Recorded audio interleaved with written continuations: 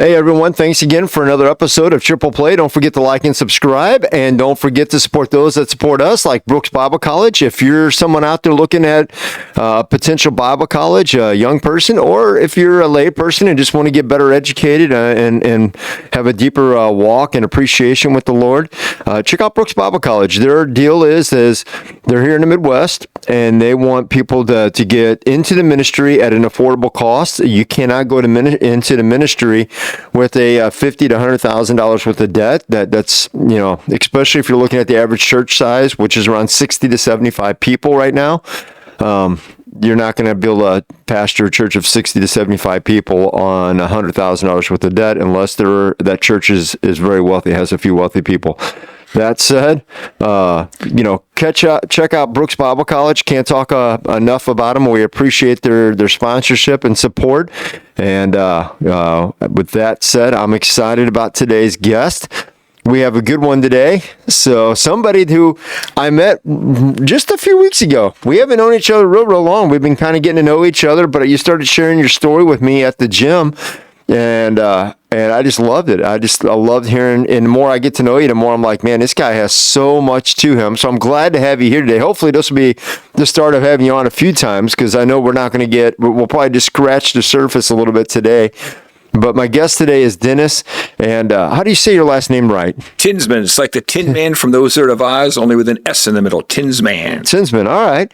And you've got a restorative justice past, right? Yes. So now that's with your education, correct? Yes, and I also have divinity.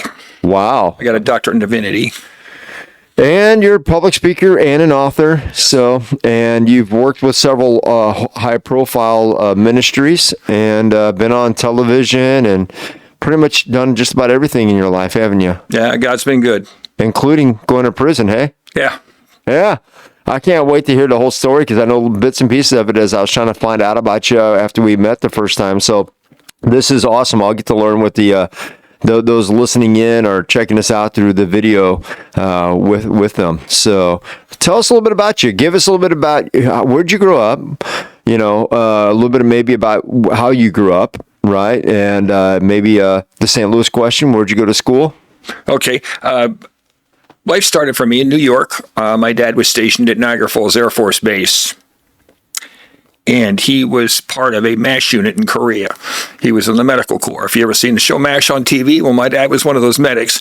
It wasn't goofy like that, I don't think, and there probably wasn't many running around in skirts like they have on the show. But he came back to the States, and they assigned him to the 52nd Fighter Wing at Niagara Falls Air Force Base, where he was into helicopters, and they stuck him on a search and rescue team because he had medical experience in helicopters. And in July of 1959, they flew out to Ledgeworth State Park. I was 6 years old at the time. I had a brother 5 and a sister 7. He flew out to rescue a man out of the Genesee River Gorge. And the big Mount Morris Dam was there with electrical wires. And they came up between the rock walls, and they were being waved in by a guide, and they misjudged the electrical wires, and his helicopter flew into them, and he was killed along with the 2 Air Force pilots. Wow. And so, my dad actually died saving another man's life. And so, it was tough as a kid. I think my downward spiral started at age 6. Mom tells me, I remember vaguely playing out in the front yard, and staff car, Air Force staff car showed up with 2. One was an enlisted man with stripes like my dad, and the other was an officer. And they got out and came up to our trailer. And I thought it was my dad coming home, because I'd prayed for my dad to come home. He and my mom had been separated. And so I, as a little boy, I'm in Sunday school every Sunday and just folded my hands praying, and she had to break the news that he was killed. Wow. And I did not handle that. My mom said that she was shocked. When she broke the news to me, she said that I shook my fist at God and said, I asked you to bring my daddy home, and you killed him.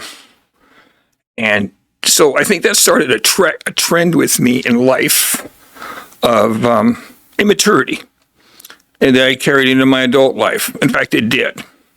A few years later, I became involved at a scout camp. I think I was like 10 years old or so, and was a victim of severe abuse from one of the scout leaders there. So, I'd had a lot of damage done as a young kid. Mom never knew about it till she read about it in my books, years later.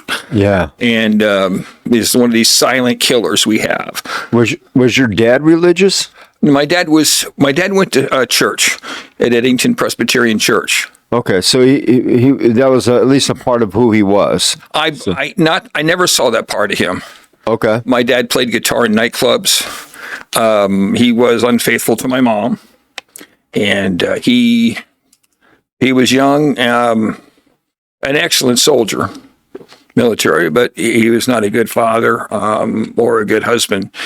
But I adored him. One of the few memories I have of him at age 6 years old, before he was killed, was he took me hunting out in the back field. He was a good hunter, and he shot a couple pheasant, brought him into Mom. So that was I think a single most time I remember my dad at age 6. I still see us out hunting together. And was your mom religious? Very. Okay. My mom was. We were in Sunday school. My brother, my sister, and I.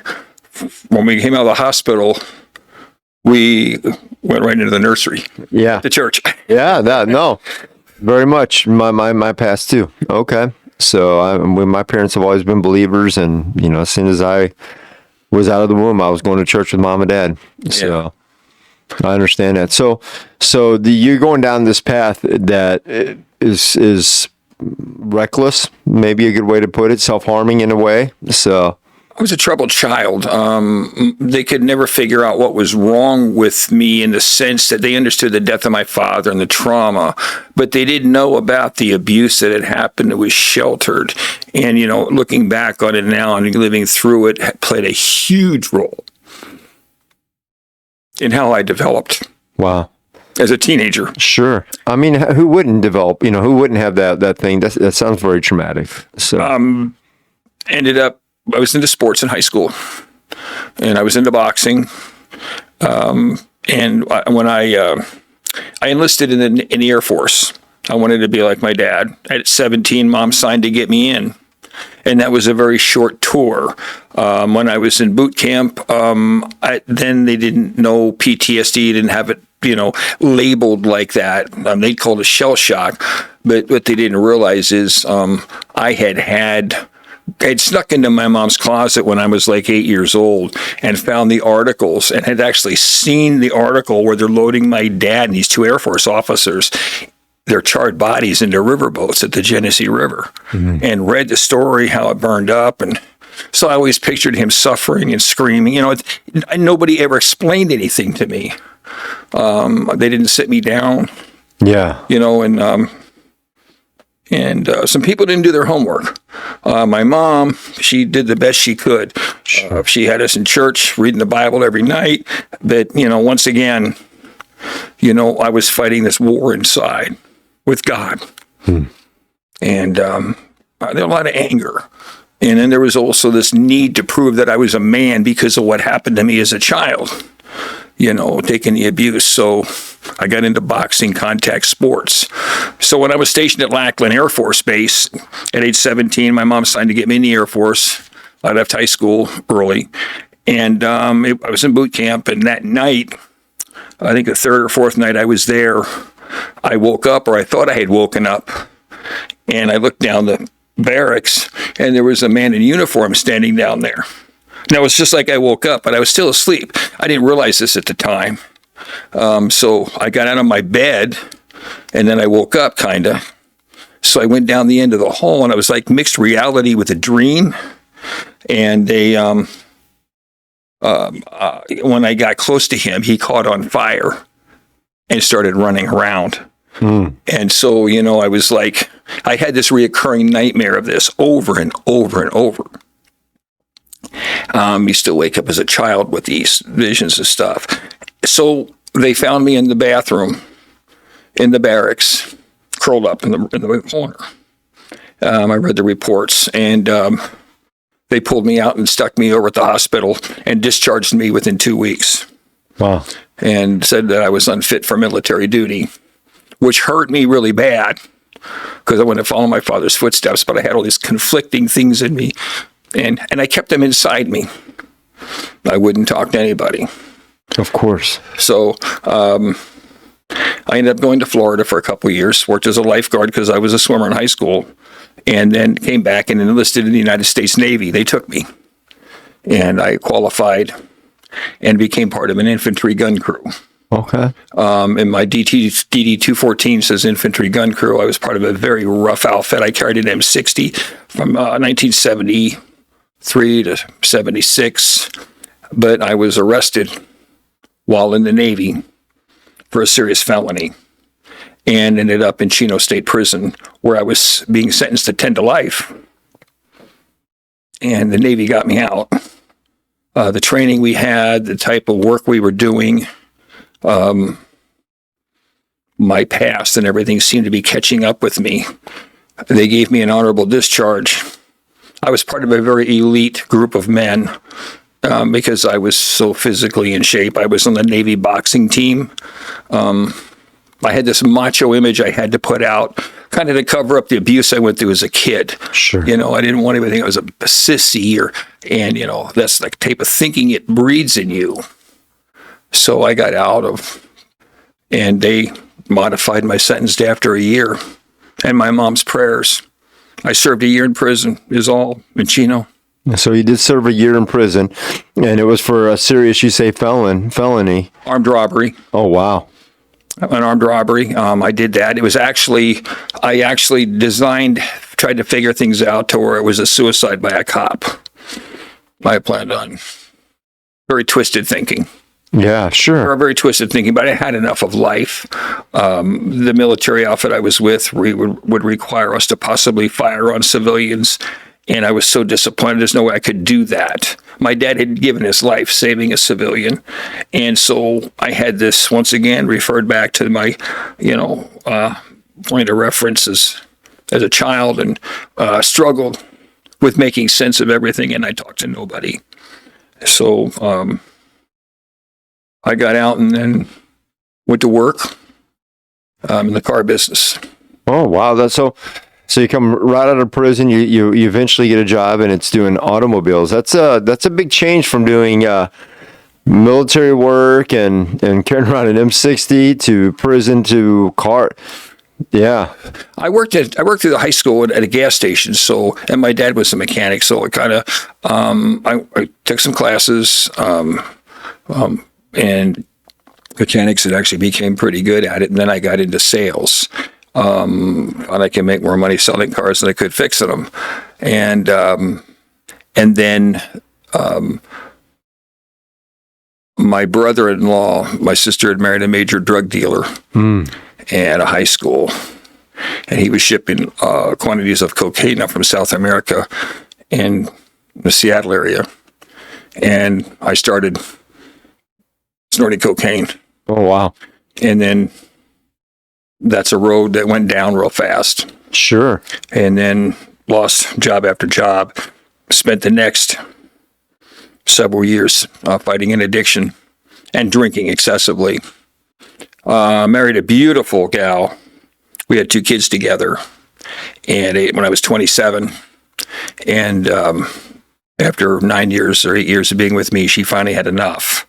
She took the kids and left, and that was the beginning of my healing. I didn't want to be the bad father that I had, and yet I was. Yeah. So everything I hated, I became. So it's like this revolving door of guilt and anger. I won't get into specifics of everything in that life, but she was gone, and I had been smoking crack. We had been rocking this stuff up. I'm 35 years old by now. And she was gone after about a week, maybe 2. And I'm sitting on Interstate 5 in Tacoma, Washington at Federal Way. And I had ingested so much cocaine that my hand was stuck to the wheel. I couldn't move my hands off the wheel. They were holding it. And I was overdosing. My chest was pounding. My heart felt like it was jumping out of my chest. And I knew I was done. So I laid back and I started crying. And I started to curse at God. I had this, and it got to this point, I don't understand this, but I'll just explain it as best I can. I got to this point where I had this still small voice in my head. And these Sunday school lessons that I learned years ago when I was a kid and growing up started playing over in my mind about the guy named Jonah who ran away from God and got swallowed by a fish. About David who took out a giant with a stone. About Abraham. I'm learning all these stories. I have no idea. They were playing in my mind like a movie, and it was talking to me. And you'd been out of the church at this point probably longer than you'd been in it. Yeah, I'd had people that reached out to me and tried to get me. I went and visited and stuff, but, to put on a show or to appease the family maybe. But as far as having a relationship with Christ, the answer would be no. I was lost. So so they started playing over me in the car, and for the first time in my life, I had a calm overcoming me. There was like a presence in my car of something it was like a compression of so powerful of love. Wow. There was no aisles to walk down. Nobody was preaching at me. But the Holy Spirit was reaching me. And all those seeds that had been sown in my life over the years by youth leaders, pastors, Sunday school teachers were being played over and over. That's awesome. For a long time. My hands were gripping the wheel, and I talked to God. And I said, I'm sorry for everything. It was like every wrong thing I had ever done had passed in my mind for the last couple 3 minutes, but I wasn't feeling guilty for them. Wow. And my hands started loosening up on the steering wheel. And I made this statement to God. I don't know where I'm going, but you either have to kill me or use me. That's exactly what I told him. And the car was, I'm not hallucinating. It was a glow inside feeling. It was just so powerful. And I was able to turn the car around, and I drove to a convenience store. And I walked inside to get something to drink. And this is the thing, I'd ingested enough cocaine to keep me high for 2 days. But I'm telling you, when I walked out of that car, I was not under the influence of anything. It was gone. Wow. I was tired, but the jitters, the influence of that drug was no longer affecting my body within a few hours. And I'm sitting there just understanding one thing. The presence of God. I get my drink, I go up to the counter and I'm paying for it, and there's a magazine, in National Enquirer, one of those, and it said, ex-dope fiend turns preacher like father. And I looked at that and I'm going, what? I looked over there and I pulled it out of the rack while I'm waiting to pay my bill, and it's about Ned Graham, Billy Graham's youngest son. And I'm reading this. I'm going, you got to be kidding me, because Mom had taken us to one of his crusades, and I'd actually gone forward. Oh. As a kid, but I didn't mean it. I mean, everybody else was going, so I went. Sure. I didn't do the homework they gave me or none of it. I just went. And And then I see that he is pastoring on staff at a church in Auburn, Washington, 15 miles from where I was. So I'm sitting there looking at this thinking, I had this compelling thing. I got to go see this guy this Sunday. So I spent 2 days by myself clean. I went to church that Sunday morning. And I'm sitting in the church towards the back, off to the side, incognito, just didn't want anybody to see me there, but it wouldn't matter because nobody would recognize me anyway. But, the thinking is, so I'm sitting there and I'm in church for the first time in a whole different mindset than ever. Sure. And they have 5 pastors on staff there, and this was Ned Graham's Sunday to speak. This is no joke. He gets up. He tells us Ned wrote the foreword to my second book, but I'll get into that. He gets up and he's holding the same magazine that I saw in the rack. And he says, something a few years ago would have really made me angry about this. It says, ex-dope fiend turns preacher like father. Any of you ever heard me preach? No, I don't preach anything like my father. Everybody laughs. And I'm sitting there, I'm wowed. I'm in this church listening to the son of evangelist Billy Graham. He's holding the paper up that I read at that time I didn't understand the deliverance. I was just know something was different. So I went up and saw him through all these people. The church has 2,500 people in it. And I went up to see him after the service. And he writes of this in my second book, Our Meeting. He looks at me and he says, "Are you here to see me?" I said, "I am." He stops everything he's doing. He says, "Come and sit down. What's your name?" I told him my name, Dennis. And he says, "I'm Ned Graham." I says, "I know. I know who you are." And I had tears running down my cheeks. And I told him what happened. And he had a grin on his face. He did not ask me if I wanted to get saved. That had already been taken care of in the car. I'm sure he figured that out. But he asked me 2 questions. He said, can you ever forgive yourself for the things you've done to yourself and other people? And he says, and do you own a Bible? Those are the 2 questions he asked me. And I said, yeah, I have a Bible. And he said, good. He says, well, I want you to meet with me this Wednesday. He says, can you stay clean long enough? I says, I'm not doing this stuff ever again. I knew it was over. I'd been through 4 treatment centers already with this stuff in that course of years. And I knew it was over. It was done. I knew that. And I met with him and he said, I want you to go to a men's conference with me next weekend. Can you go? I says, yes. He says, I want you to go as my guest. And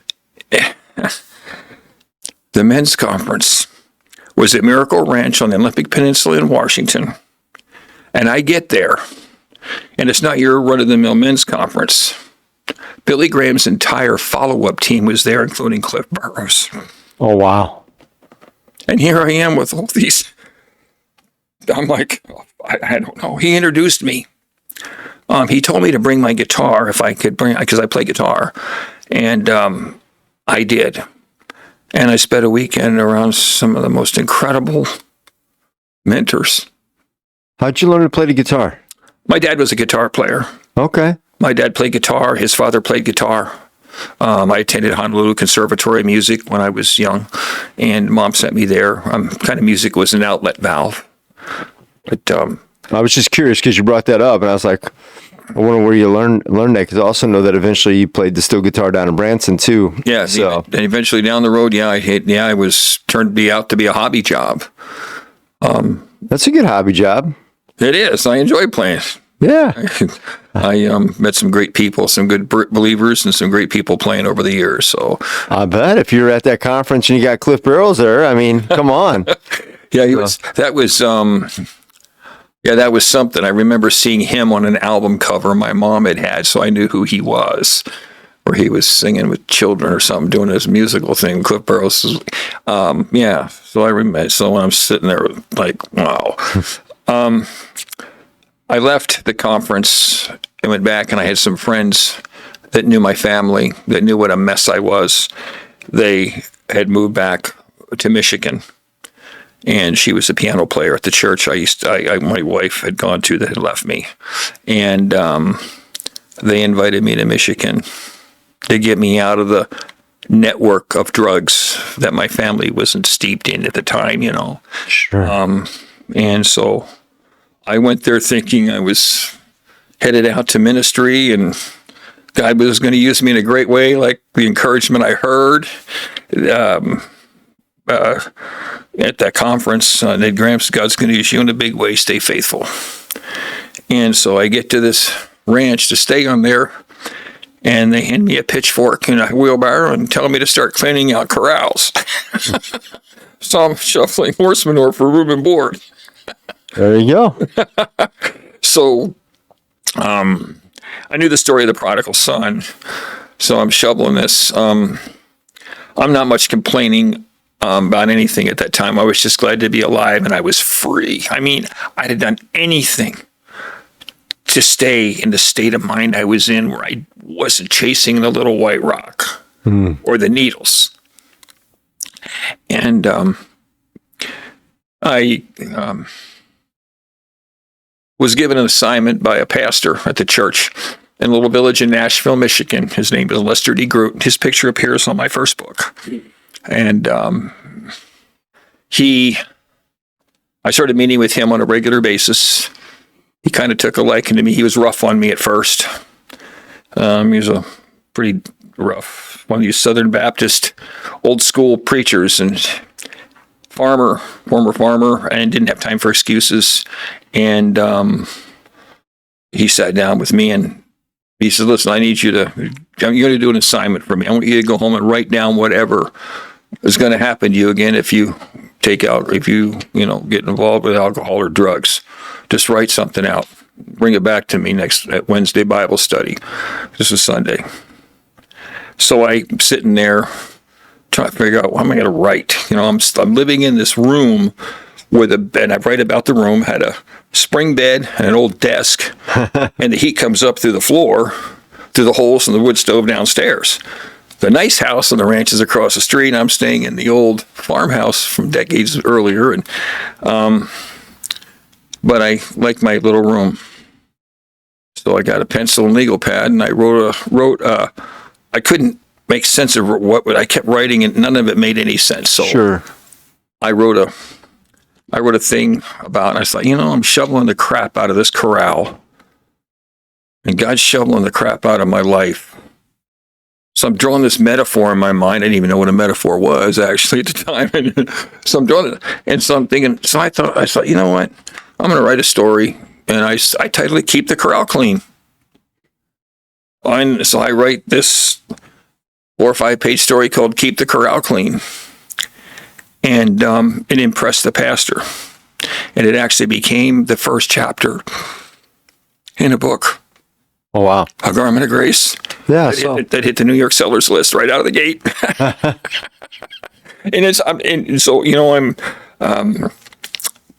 I handed him that, and he told me to keep writing. So I did, and I was writing chapter after chapter of a book that I was writing assignments. I wasn't writing a book. I never thought. And there was a lady in the church who was hooked up with a guy at the Moody Bible Institute in Chicago. Another bizarre circumstance. And she had him look at the stuff, and they started submitting these manuscripts. And it was picked up by Vantage in New York, who was doing Tolstoy's book, War and Peace, at the time. And here's this little skinny 100-page book and stuff like that. And as time went on, it progressed into something that it was. And then, of course, 4 years later, I wrote another book called The Counsel of the Ungodly, where I talked about all the process I went through. And Ned Graham ended up writing the foreword to that book for me 5 years after I'd been off it. And in the meantime, my first book signing was at the church, and the Christian bookstore in the area was owned by Norm and Carol Barlow in Hastings. they became very good friends of mine, and they did a book signing there, but they handled all the book sales in the area. And our church the church held 1,000 people, was packed out that Sunday night. And in the audience was, this is no joke, the pastor's daughter played basketball for the city league in Grand Rapids. And her basketball coach was an area director for Prison Fellowship. Oh, wow. So he comes to hear me speak because the pastor invites him, says, you got to hear this guy and hear his story. He's written this. And so I'm signing books. Standing with me at the table, my mom had flown up to stand there with me. Oh, that's fun. She prayed for years for me. Gosh, unbelievable. And he came up to me after the signing. He waited around. He came up to me. He handed me a card. He says, "My name is Doug Redford. I'm the regional director for Prison Fellowship, Chuck Colson's Prison Fellowship." I had no idea who Chuck Colson was or Prison Fellowship. My mom did. My mom had his books and got his magazine and was and actually gave to that ministry. And she was elated. She said, "You don't know who he is?" I says, "I have no idea." The Hatchet Man. Yeah. And then Doug says, "Can you be in my office tomorrow?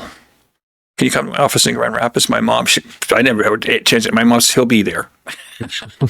I'm like 30, 38 years old now. Yeah. And mom's answering for you. And she's, So I went there and they offered, he asked me, he said, "Listen, with your background in criminal, everything like that," he showed me Chuck Colson, who he was.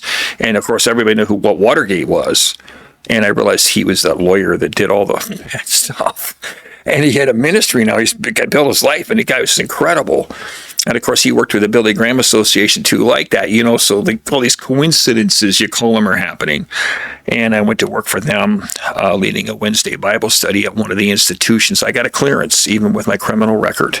I was able to get a clearance. And after a year, I got called in back up, and Doug got a hold of me and says, "You found favor with the prison officials in Ionia." He says, "Dennis, they're very impressed by the work you're doing at Ionia Temporary." He says, "I got talking to the staff in our office in D.C. They want to hire you to become a seminar instructor, and we want to send you to training." Oh, wow. And I'm like, I said, "Okay." Okay, because I never said no to anything. I went, and... Were you doing a job at all at this point up there? Yeah, I was. I worked. I had a number of speaking engagements and was traveling, selling. I'm doing a lot of speaking engagements. Okay. I'll just cut real short. My first speaking engagement was at the Rescue Mission in Lansing, Michigan. The pastor signed me to go with a church group. They went to the mission once a month, and he said, "You're going to speak." And I said, "I don't know what to speak on. I don't know what to do. This is way back." And he says, "They're all going to be a bunch of drunks. They're not going to remember anyway, so don't worry about it." That's awesome. So, and then things progressed on. I ended up speaking at a young number of universities, and was building seminar work. I was writing curriculums at this time from things I'd learned. I was getting education. I'd gone to United Theological Seminary for a while, the Seattle area, and then was getting instructor training through Prison Fellowship, and just lived in my Bible, but was taking everything in. The navigators, I was using their material, some of this sure, and everything I get my hands on, and applying it to, and then things really took a turn. I started doing field ministry work for Prison Fellowship assignment. Oh, wow. And I got a call in 1995, 96, 95, out of our DC office. I got a phone call and left it on my answering machine. And I needed to call back any time of the day or night and talk, to either get a hold of Doug or whatever, as soon as possible. So I I called the number and they said, we need you up in Charlevoix, Michigan. There's a situation up there. We're going to send you up there to do a restorative justice project. And this is where the restorative justice work started coming in for me. Even though I was doing it in the prisons, I was doing seminars and life plan seminars. Sure. When you get out, how to stay out. I'd have spend weekends in prisons teaching men on parole camps. But this was different. You're going to go up to Safe Harbor Baptist Church, Harbor Light Chapel's an Assembly of God church up there. And all these churches had gotten together. And I had no idea what was going on, other than there was a tragedy up there that needed attention, and they requested the prison fellowship send somebody. Now, mind you, at this time, I'm 6-year Christian. I had started out with no formal education, Yeah. and I'm being sent up to an area, and they had me stop at a truck stop to pick up newspaper articles and stuff, and to go over that material like I was preparing for a seminar. Gotcha. But I wasn't preparing for a seminar. I was prepared to go into a community where a 16-year-old serial killer had run rampant and killed women, and his brother was a deputy sheriff in a neighboring county. And I'm going up there to do what? To try to put together some form of program or healing for this community. Andrew John Wynkoop was just a calculated killer and serial rapist. You Google the name, he comes up, and just it's public knowledge, so I can tell. And I got up there, and the first thing when I got up there was I met with. I went to the home of Wynkoop, and his brother and whole family are sitting in a big circle. And I pull up to this big, beautiful home. They owned a dealership. Oh, wow. And this area up there, and then these family. He killed his first woman. His first victim was his high school girlfriend. So this whole community, Charlotte, is a resort community. And if you look it up, it's just horrible what this kid did. And there I am, and I'm sitting out in my car reading this stuff, going into this house. And this is my prayer. I have no idea why I'm here. I have no idea, God, what I'm going to do or say. I can't see why me. I don't feel qualified to do this. Wow. So and I was almost in tears. I'm like, I don't have answers. I'm sitting there thinking all these reasons, I'm like, I got to do this, because everything God had done for me, I don't know how to say no. So I walked into this home with a big circle of people sitting there waiting for me to show up at 9:00 at night. And the minute I walked in the door, a peace settled over me. And the message came in loud and clear. You need to take them to Calvary. You need to put that family at the foot of a cross. You need to take them to Calvary. You got a mother whose son has been sentenced. You've got a cop that's there that could be the centurion. You have this setting that is just a perfect illustration God has set for you. You're going to talk about forgiveness. You're going to talk about grace. You've written about it. You need to put it into practice. And I sat down and I started asking questions. I have always found that is really the best way to approach a tragedy. Sure. They don't need to know it all. They don't need to be preached at.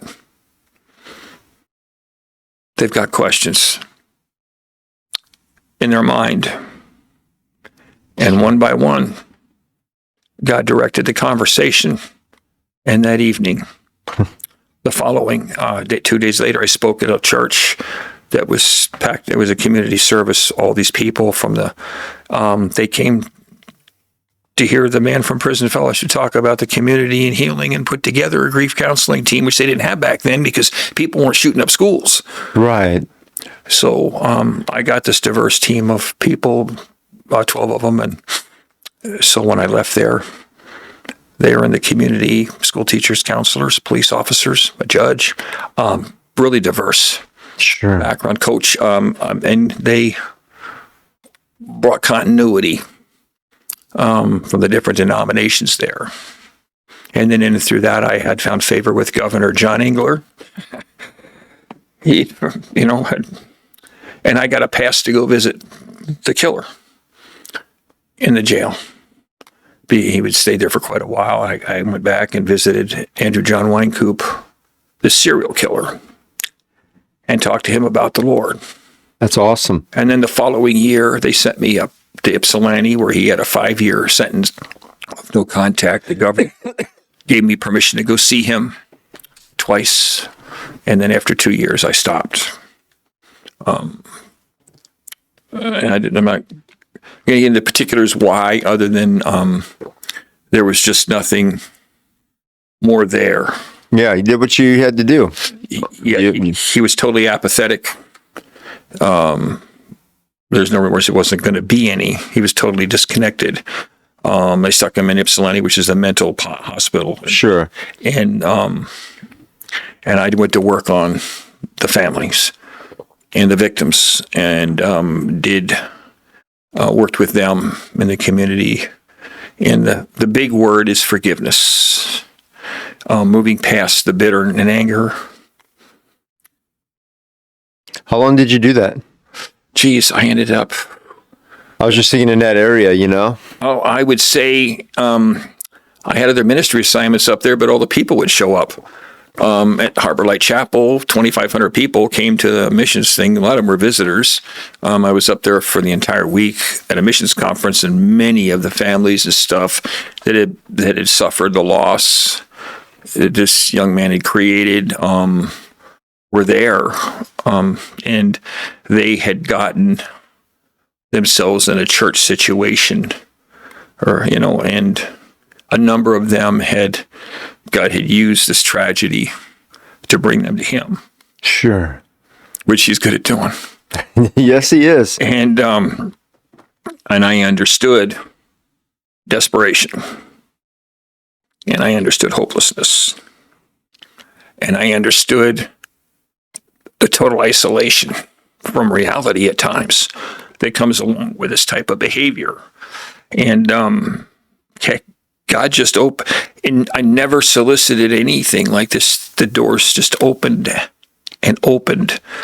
And I will say this, every great thing that has ever come into my life, you can say what you say about the church, but every great thing that has ever come into my life spiritually has come into my life in one form or another through the local church. Where I'm at now, we'd have to fast forward, but where I'm at now here, the last 7 years have been the worst of my life almost as a Christian. I had a son that died, was found on Venice Beach, in 2016.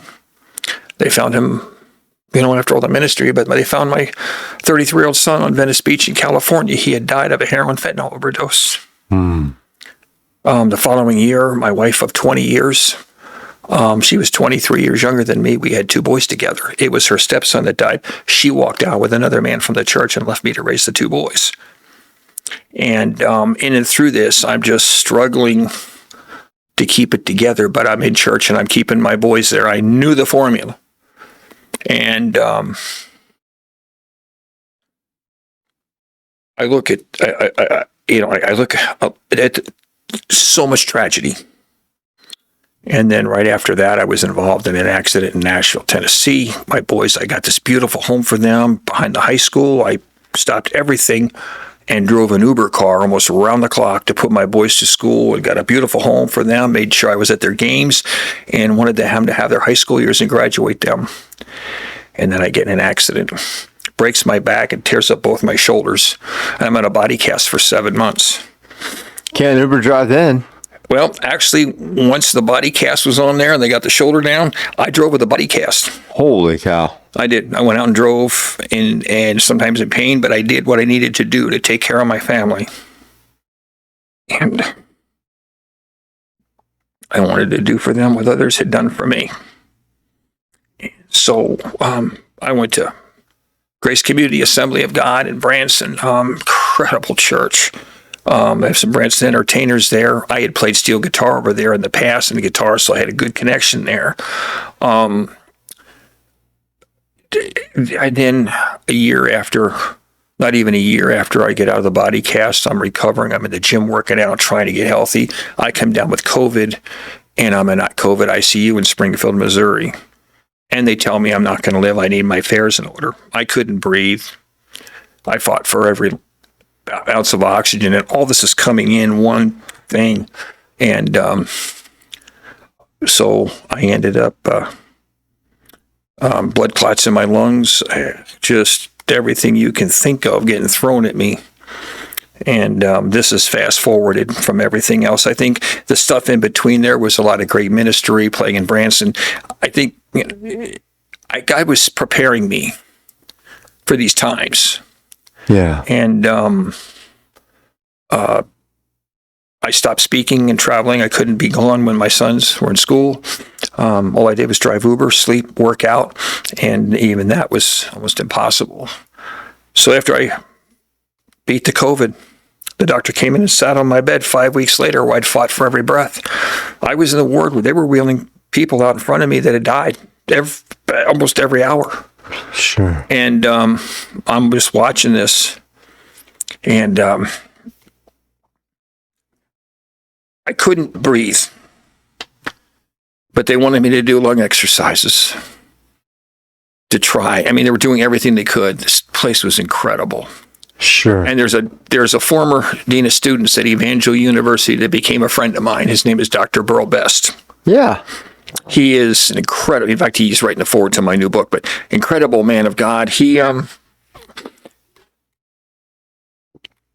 sent me a message at my worst point with COVID. And it was just brief. It said, "You will live. God isn't finished with you yet." And I'm sitting there thinking, "Doc, you can't come and visit me and see what's going on. But how could you make a statement like that?" Because I'm sitting there preparing. I mean, I'm at peace with whatever. Right. The only thing I'm thinking about are my boys, and that. But God will take care of them, as He has. Gradually, I left the ward, and the doctor sat on my bed, and he said, "Nobody has ever been this sick here that has walked out here, Dennis."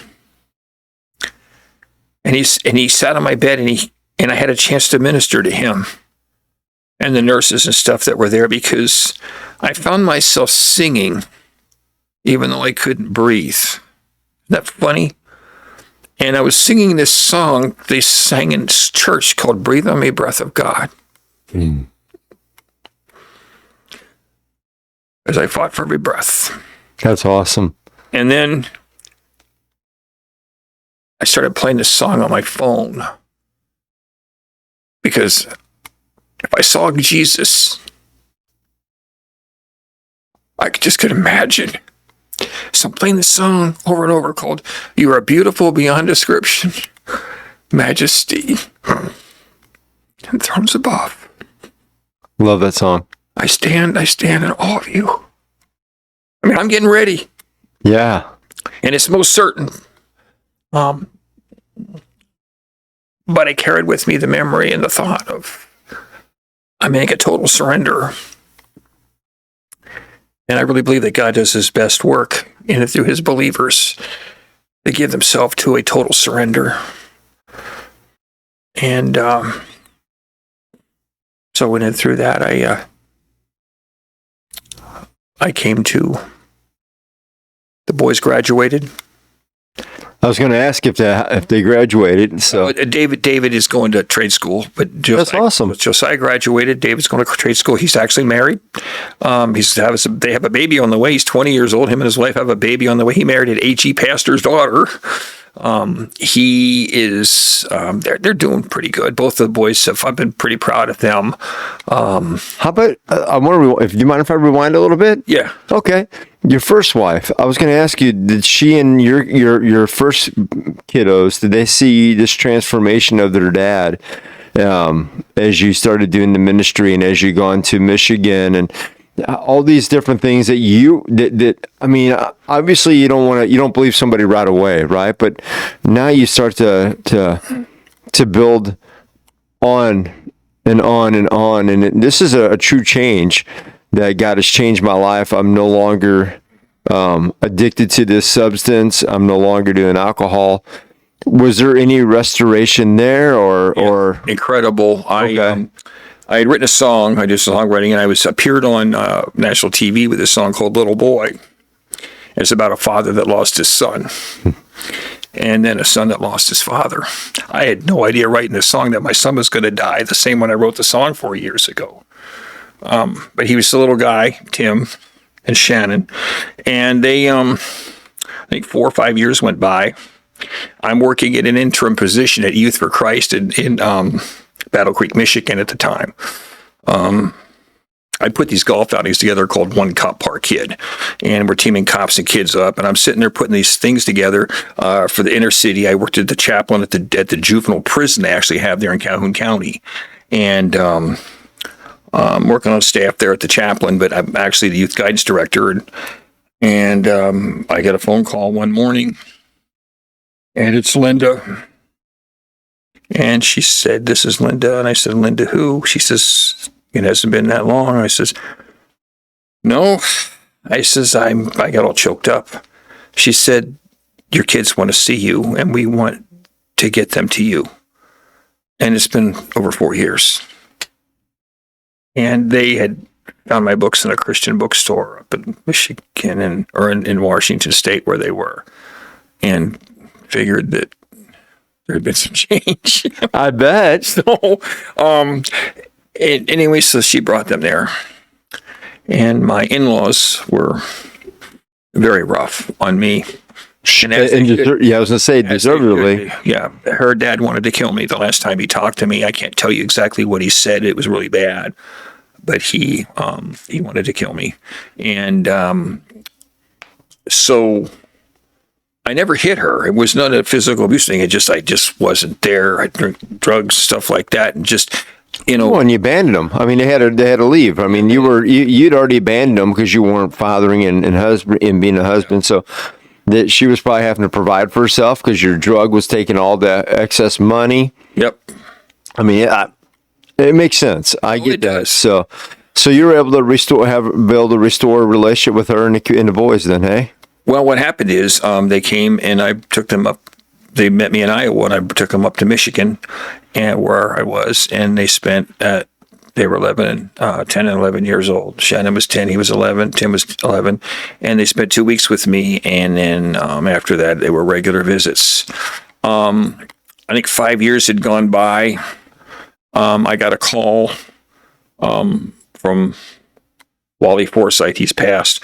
He was one of the staff pastors at Auburn Bible Church, where I went and met Ned Graham way back. Yeah, sure. They said, "We would like you to be the guest speaker at Auburn Bible Baptist Church on Palm Sunday morning," which is 2 services of 2,500 people each. And I thought, well, okay, because I'd done a lot of church pulpit filling along the way. But it was really special to me because that was the first church I went into, and where I met Ned. And Ned had to go to China. He was doing a ministry to China with his mom, Ruth, at the time. They were shipping 1 million Bibles to China, so he couldn't be there. He was very sorry. But, this is the thing. I got up to speak the first service, and went well. Gosh, it was just signed a lot of books. It was incredible. They had an hour in between, and just, ministering, people talking about their kids in prison, signed books here. I think we probably gave more books away to people that day. I mean, people couldn't afford them. There's some in prison. We'd ship them, send them wherever we needed to, And during the second service, This church, to mind you, has 2 balconies underneath and then over the top. And then there's a big one in front. And the front balcony is really forward, and then people are sitting underneath on the floor. And each service handles about 2,500 people. So I get up to speak, and sitting in the front row of the top balcony looking right at me is my ex-father-in-law and mother-in-law that hated me. They're sitting there with Linda and the 2 kids. Oh, wow. And I looked up there and saw that, and I froze for a minute, and I just said, God, it's time to minister for you, and thank you so much, to walk me through this and keep my emotions down, please. I was praying this to myself. Sure. And so I spoke at the service, and then afterwards, I was signing books at the table, and there was lunch and stuff there and everything. They had the palms out, stuff like that. And Paul came up to me, her dad. He walked right up to me, looked me right in the eye, had tears. Oh. He stuck his hand out. And then he hugged me. He said, I never would have believed it if I wasn't here. And our mom just looked at me and held my hand. She says, we're so proud of you. Your kids love you. And our family does. And we're glad to see that you've turned this all around. And I didn't say anything anymore. I didn't know what to say. Well, God redeemed and he restored. He did. And he did. And he did it. I stayed out of his way. I never went back there and pestered or fought, nothing. I never went to court. I left her alone, which is what needed to happen. Wow. I never tried to make contact with her. People criticized about the children. The thing is that they were torn apart enough. And when they were ready to see their dad, they told the grandparents, we want to see our dad, and the grandparents made it happen. So, yeah, that was just one of those things going along the way that just, there's, so much, it's hard to cover everything. Well, I was going to say, I think we have come to a good landing point on today, because I want to have you back. I know you have so much to your story. We kind of just zipped through from, and I know there's more even now that we were talking about the other day of some of the things God is doing. So we'll save some of that for another podcast, because we can't get a whole life into one little episode. I do want to say this. Yeah. I think you had made mention to me about, some of the things that's highlighted. And I want to say this. In 1999, I became a government delegate to the West African government of Nigeria to bring humane treatment to prisoners. This is 10 years after I got off the crack pipe.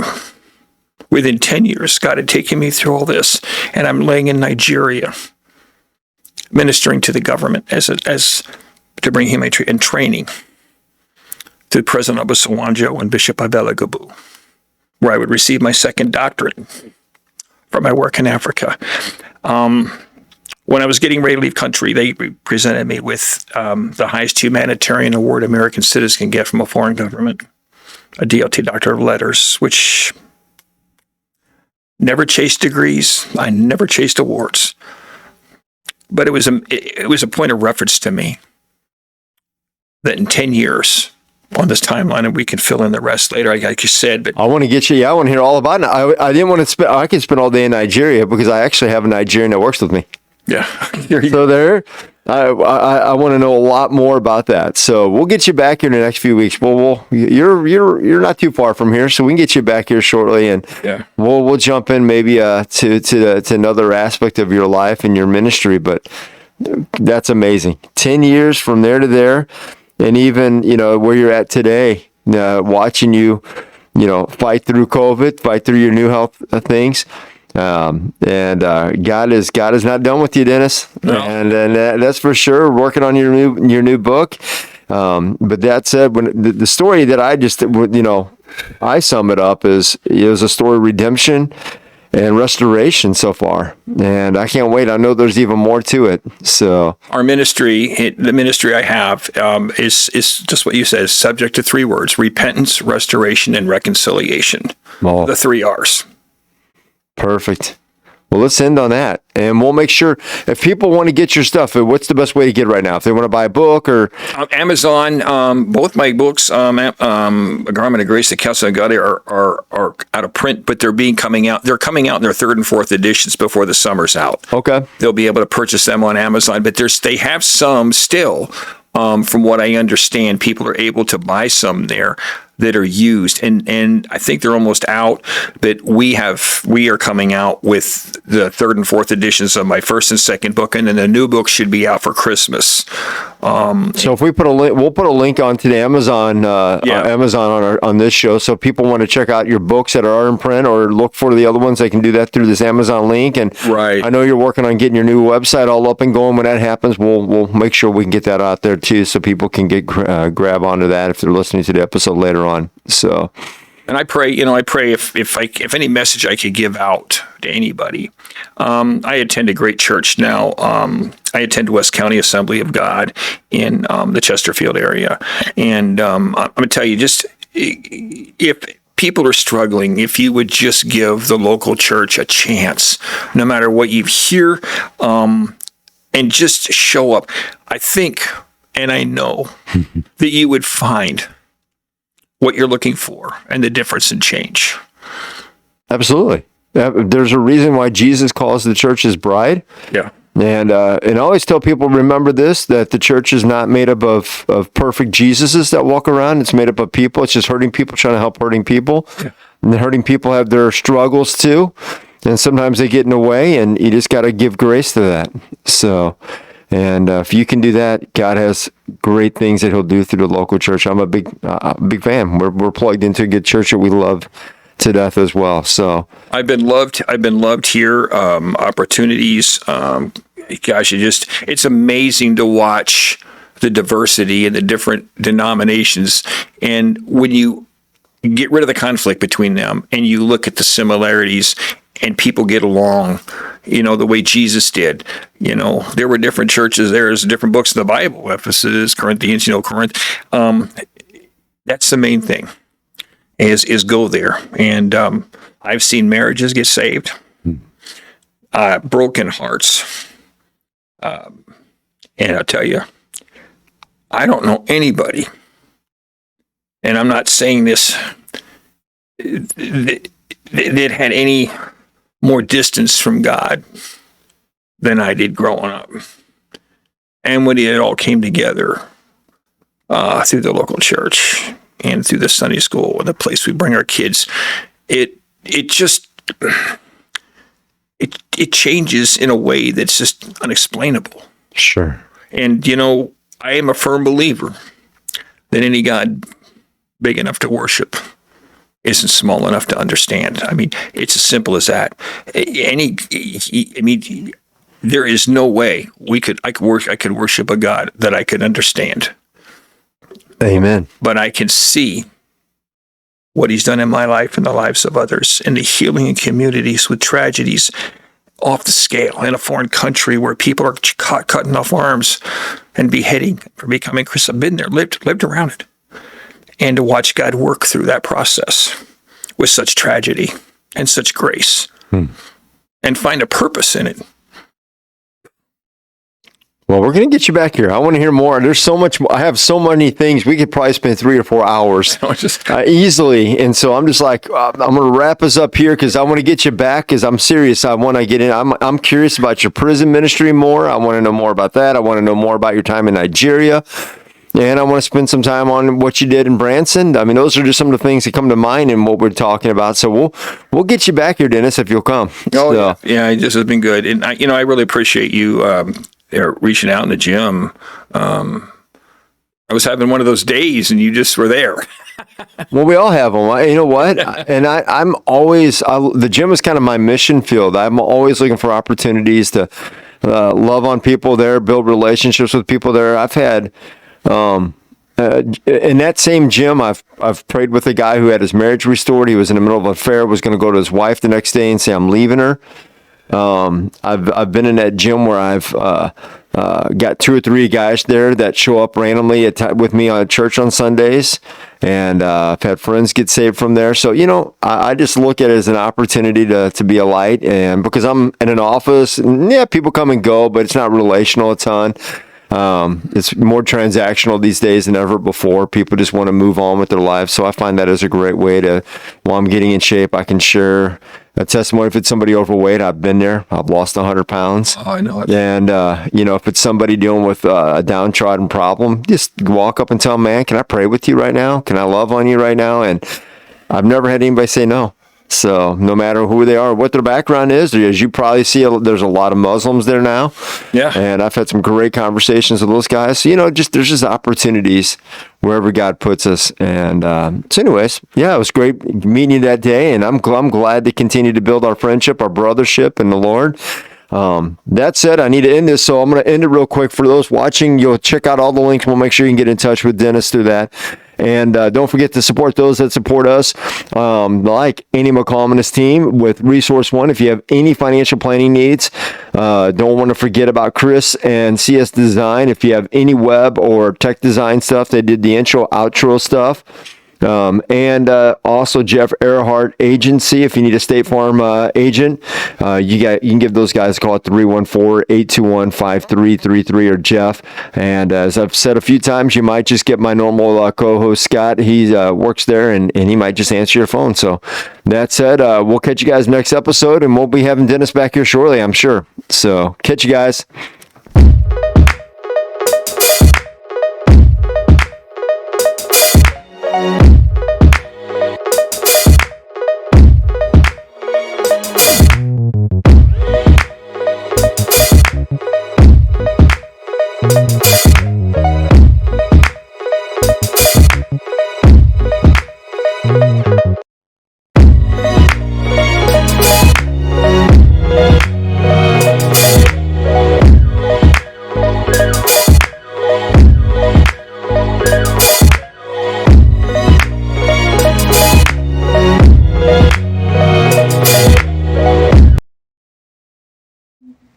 You're safe.